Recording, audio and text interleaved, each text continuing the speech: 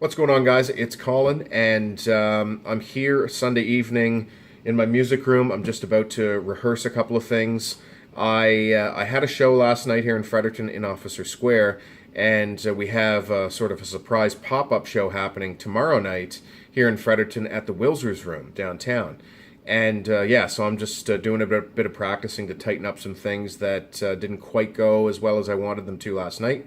But overall, it was a good show. Very happy with how we played, and great turnout. Very appreciative. So again, it was a great evening.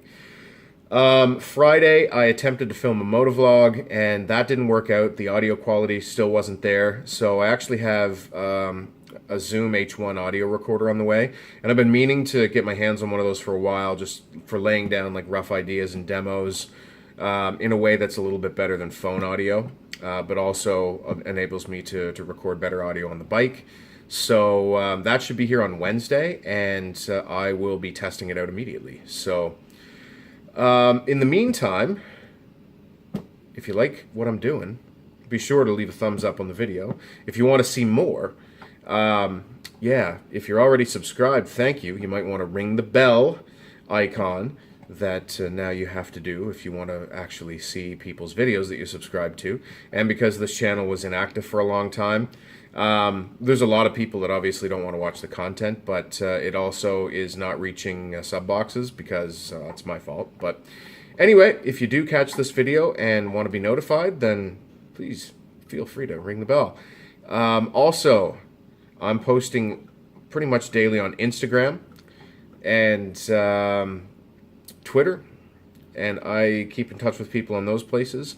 And my Facebook music page is linked down below as well, where all the events are created for all my shows. And right now they're all here around New Brunswick, but I will be spreading out. Actually, I have a gig in PEI at the end of the month, and then later on this year, we're going to be going to Toronto and, well, throughout Quebec and Ontario. So yeah, follow those up, and I'll keep you informed.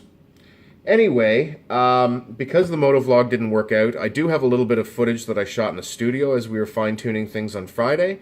I'll stick that at the end of this video here, but I thought that I would share a quick tip. I have my guitar here and I'm going to use it. Something that really helped me out. You know, I'm not endorsed or sponsored by anyone in any way, but if I'm going to share some information, then it's definitely been something that's helped me out a lot, and I believe in. So, and I know that I got this from a YouTube video at some point, and I can't for the life of me find it. Otherwise, I would point you in that direction and credit the original creator that shared this information that kind of turned me on to the idea. Anyway, and I would say that when I came across this tip, you know, I was already sort of an intermediate player. I've been playing for a long time, but it really helped me grow as I was learning new things, and especially learning new chord grips to pick them up more quickly. And so for a beginning player, I think that this piece of information will be extremely helpful if you're not doing it already. So I'll get right to it.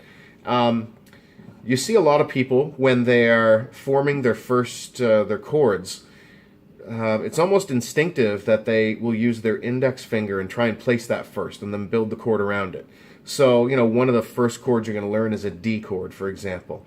And so, okay, we're going to put the index finger down in the second fret of the G string. Okay, then ring finger on the B string, third fret, middle finger, first string, second fret. Okay, we have a D chord.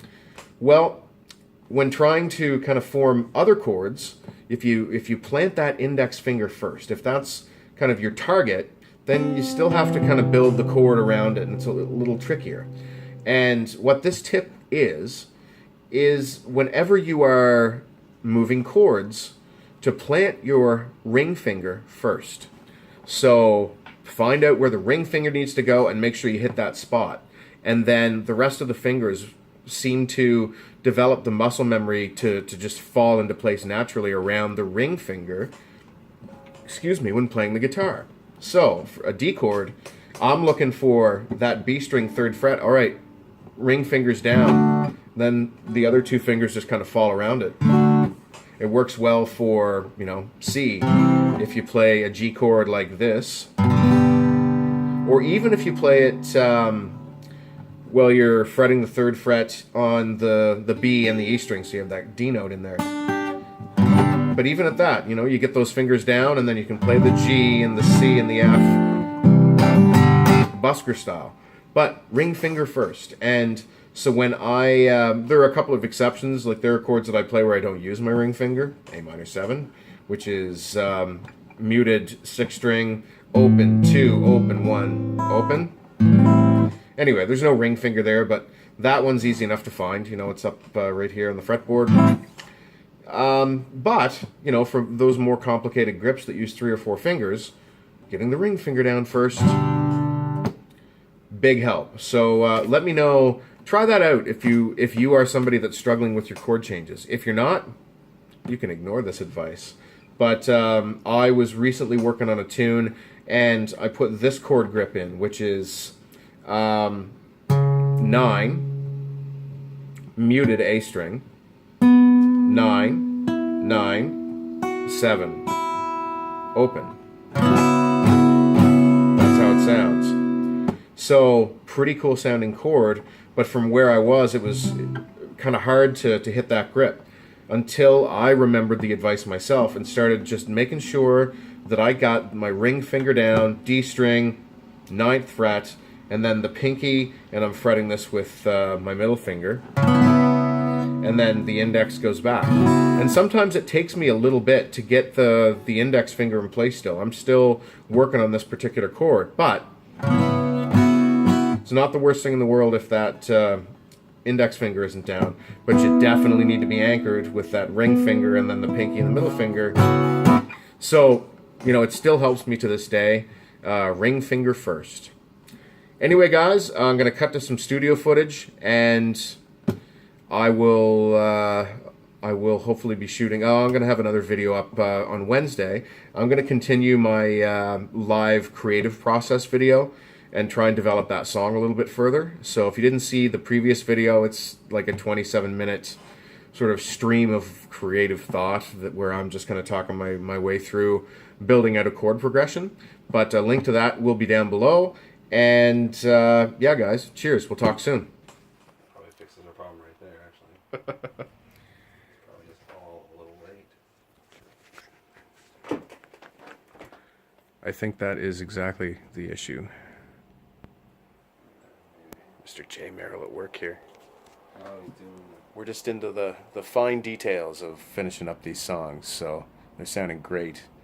And I've listened to them about 100 times, so all the tiny little things that have bothered me, we're now going in and tweaking. So he's gonna probably want to boot me out of here pretty soon and say enough is enough. It's good enough.